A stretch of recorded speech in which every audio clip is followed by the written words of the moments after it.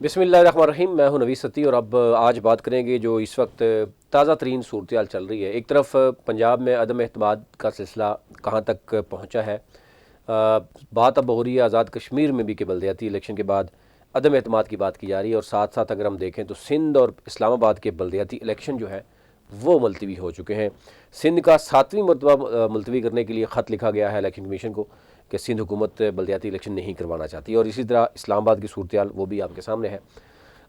गुज़िश्ता तकरीबन एक हफ़्ते से इस पर तमाम इस्लामाबाद की शहरी जो है वो सरापा एहतजाज हैं। आज भी जमात इस्लामी की तरफ से बाकायदा तौर पर जो है वो इस्लामाबाद की मुख्तलिफ़ शाहराएँ हैं बंद कर दी गई, और मुख्तलिफ़ जो सिलसिला है वो चलता रहा। PTI ने कल इलेक्शन कमीशन के फ़ैसले से पहले ही हाई कोर्ट से रुजू किया था। उस पर आज हमने देखा कि जस्टिस मोहसन अख्तर कियानी जो है उनकी सरबराही में जो हाई कोर्ट के 2 रुकनी बेंच ने बल्दियाती इलेक्शन के हवाले से जो मुलतवी हुए उस पर बात की, समाअत भी हुई, और इलेक्शन कमीशन ने बताया कि जनाब बल्दियाती इंतखाबात हमने मुलतवी कर दिए, यूनियन कौंसिल की तादाद बढ़ने से इलेक्शन मुलतवी किए गए। इस पर हमने देखा कि हाई कोर्ट ने बड़े क्लियर रिमार्क्स इस हवाले से दिए कि हाई कोर्ट के इलेक्शन कमीशन जो है वो फिर क्या तैयारी कर रहा था गुज़िश्ता 7 सालों में। यानी इस्लामाबाद के इलेक्शन पहले 2015 में हुए, फिर 2022 में होने थे। तो इलेक्शन कमीशन एक आइनी इदारा है, ज़ाहिर है उसके पास बहुत से इख्तियारात हैं, तो वो ये मामला देख सकता है। लेकिन एक और बात जो सामने आई उसमें ये रखी गई कि हम क्यों ना एडमिनिस्ट्रेटर की पावर को भी मातल कर दें। तो यानी अदलिया को भी अंदाज़ा हो गया कि जो एडमिनिस्ट्रेटर है या जो CDA है या DC है, बेसिकली वो भी बहुत बड़ी रुकावट है, और हुकूमत उनका साथ भी दे रही है। यानी सबसे बड़ी बेनिफिशरी जो है वो इसमें ये 2 इदारे हो सकते हैं। रेस्ट ऑफ दी जो आवाम है डेफिनेटली वो चाहती है कि बल्दियाती इलेक्शन हो, बल्दियाती नुमाइंदे आएँ और MCI बहाल होनी चाहिए। और अब ये कहा गया कि जनाब एडमिनिस्ट्रेटर लोकल गवर्नमेंट जो है उनका फ़ंड वो कैसे इस्तेमाल कर रहे हैं। अगर वो फ़ंड सारा इस्तेमाल हो रहा है जो बल्दियाती नुमाइंदों ने करना था, और इसके साथ उन्होंने कहा जी ना ही पिछली हुकूमत और ना ही ये हुकूमत, ये दोनों हुकूमतें जो है एक ऐसी हैं कि जिन्होंने बेड़ा गर्क कर दिया है। ये मैं नहीं कह रहा, ये हाई कोर्ट के जनाब जज कह रहे हैं। और उन्होंने कहा जी यूनियन कौंसिल की तादाद 125 की है तो वो 250 भी कर दे तो कोई फ़र्क नहीं पड़ेगा। लेकिन सुप्रीम कोर्ट में हलफनामा दिया था, फिर भी इलेक्शन नहीं करवा रहे, इसकी वजह क्या है। यानी आप देखें अदालतें ये जब इनको इलेक्शन कमीशन की तरफ से या बाकी मामला जाता है तो हमारे यहाँ जो बचने का तरीका यही होता है सियासतदानों के लिए कि वो हलफनामा तो दे देते हैं। तो ये उन्होंने कहा कि यह सीधा सीधा तौहीन अदालत है कि अब 7 बरस के बाद बल्दियाती इलेक्शन करवाने के लिए तैयार नहीं है, और छोटे छोटे बहाने बना रहे हैं। कभी कह रहे हैं जी यूनियन कौंसिल बढ़ गई हैं, कभी कम हो गई हैं, कभी फ़ंड नहीं है, कभी सर्दी है, कभी गर्मी है, कभी दहशतगर्दी का मामला है। तो ये अफसोसनाक सूरत हाल। फिर उन्होंने कहा जी कि PTI के वकील ने यह भी बताया जनाब कि 3 चेयरमैन ऐसे हैं जो पहले ही मुंतखब हो चुके हैं, 50 मेंबर हैं जो बगैर इलेक्शन के मुंतखब हो चुके हैं। इनका क्या बनेगा। यानी वो तो चलो इलेक्शन नहीं हुआ, लेकिन जो इलेक्शन के पहले ही जीत चुके हैं, वो मिठाइयाँ खिला चुके हैं लोगों को, उन बेचारों का क्या बनेगा। लेकिन ये इलेक्शन जो है वो गैर मुय्यना मुद्दत के लिए मुलतवी हुए हैं, और इसमें कहा यह जा रहा है कि ये बेसिकली हुकूमत चाहती नहीं है फ़िलहाल इलेक्शन करवाना, और ये चाहते हैं कि जनरल इलेक्शन के बाद ही वो करें। और दूसरी तरफ शोशा आपको पता ही है, कल से ये चल रहा है कि जी टेक्नोक्रेट हुकूमत आएगी।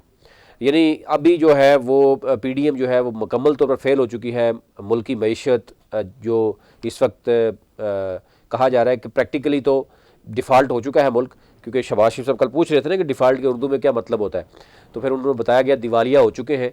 प्रैक्टिकली तो हो चुके हैं, अब मॉरली या डॉक्यूमेंट्स में आपने बताना है कि जनाब वाकई हम दिवालिया हो चुके हैं।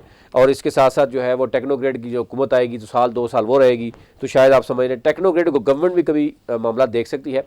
यानी हो उसमें तमाम बाकी पार्टियों की तहफ़्फ़ुज़ात भी अब सामने आ गए हैं कि एक नया शोशा। आप इलेक्शन क्यों नहीं करवाना चाहते, इलेक्शन करवाएं और लेट दी पीपल डिसाइड कि जिस तरफ भी वो जाते हैं, जिसको भी देते हैं वो वोट, आप उनको करने दें। और तमाम इदारे अपनी आइनी हदूद में अगर रहेंगे तो ये मुल्क चलेगा। वरना इस मुल्क की जो हालत इस वक्त बन चुकी है कि आप यानी इस्लामाबाद के 20 लाख लोगों को भी बुनियादी राइट नहीं देना चाहते, यानी उनके बल्दियाती इलेक्शन से भी आप डर रहे हैं। और चलो इसको हम ये भी समझते हैं कि जो बहाने बनाए गए हैं कि वोटर आगे पीछे हैं, ये काम किसका है, ये इलेक्शन कमीशन का है। इलेक्शन कमीशन को आप कहते हैं कि जी 1 हफ्ते के अंदर अंदर सारे जो शिकायत हैं वो ख़त्म करें और इलेक्शन करवा दें, लोगों का पैसा ऑलरेडी लगा हुआ है। लेकिन आप गैर मुय्यना मुद्दत तक मुलतवी करने का मतलब तो सीधा सीधा यह है कि आप करवाना ही नहीं चाहते। तो यही सूरत सिंध में है। 7वीं मरतबा ख़त लिखा गया है इलेक्शन कमीशन को। इससे भाई अंदाज़ा कर सकते हैं पीपल्स पार्टी जो अपने आप को सबसे बड़ी जमहूरियत की दावेदार समझती है, और जरदारी साहब जो लाहौर में आके बैठते हैं बार बार, तो वो क्या कर रहे आते हैं, यानी वो यही होता है कि जोड़ तोड़ करके तो प्रेसिडेंट, प्राइम मिनिस्टर और फिर मिनिस्टर तक अपनी गेमें तो होती हैं, लेकिन आप सिंध के हालात आप देख सकते हैं कि एक तरफ एमक्यू होती रही है गुज़श्ता 5 सालों में भी कि हमारा मेयर है उसको फंड नहीं देते। मुशर्रफ ने आके बल्दियाती इलेक्शन करवाया था, तो आज भी आपको वो मेयर्स याद होंगे जो मुशर्रफ ने किए थे। आज उसके बाद ये सूरत हाल चल रही है, लेकिन अब इंतहाई अफसोसनाक सूरत हाल है। ये चीज़ें तो आपके सामने मैंने रखनी है, वो रख दी है। अब क्या सूरत हाल होगी। दूसरी तरफ आ गया मामला जनाब AJK में अदम एतमाद का। AJK में अदम एतमाद अभी तक उसके कोई आसार दूर तक नज़र नहीं आ रहे। आल्दो के उसमें भी एक से एक बढ़कर जो है वो नया उम्मीदवार आता है। कभी पीपल्स पार्टी एक को उम्मीदवार बनाती है, कभी दूसरे को, कभी तीसरे को, सबको खुश कर रही है पीपल्स पार्टी। लेकिन जरदारी साहब ऊपर से मामलात अपने सेट कर किए हुए हैं उन्होंने सरदार तनवीर के साथ, और जब तक इस्टबलिशमेंट के साथ सरदार तनवीर इलियास के मामला सेट हैं उस वक्त तक सरदार तनवीर इलियास को आज़ाद कश्मीर में प्राइम मिनिस्टर हटाना मुश्किल होगा। और ज़ाहिर है एक बहुत बड़ा ATM जो है वो, अगर पीपल्स पार्टी भी नहीं चाहती कि उनके साथ ताल्लुकात ख़राब हों, नून लीग से वो पहले भी होके आए।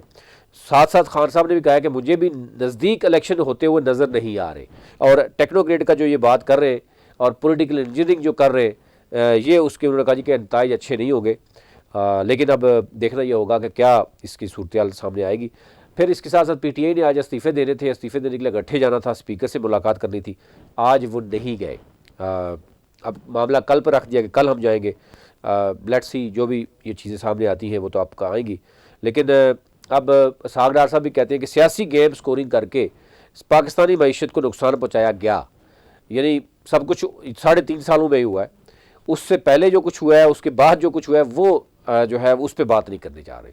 अब 8 माह उसके बाद भी हो गए, और 3.5 साल इमरान खान के निकाल भी दें तो आगे पीछे भी तो बहुत कुछ हुआ है।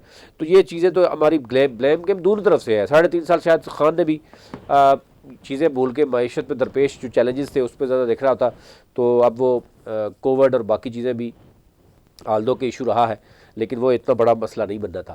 तो ये ओवरऑल सूरत हाल थी, वो आप तक रखनी थी। अभी तक ले इतना ही। चैनल को जरूर सब्सक्राइब कीजिए ताकि हर आने वाली वीडियो आप तक पहुँच सके। बहुत शुक्रिया।